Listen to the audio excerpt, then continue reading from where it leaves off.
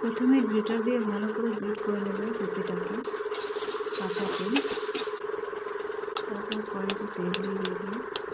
তেলটা ভালো করে গরম হয়ে গেলে এতে কুচি কুচি করে ছোটো ছোটো করে আলু কেটে দিয়ে দিতে হবে। ভালো করে ভাজা করতে হবে আলুগুলো লাল লাল করে। দেখতে পাচ্ছি ভালো করে দিয়ে দেবে আলুগুলো, ছোটো ছোটো করে কাটবে, তাহলে বেশি জল লাগে না, তাহলে সেদ্ধ হতে সময় লাগবে না।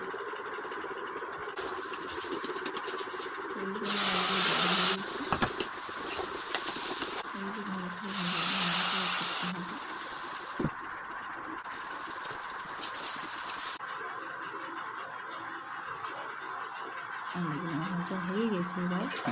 এবার আলুগুলোকে, সব আলুগুলোকে ভালো করে তুলে দিতে হবে।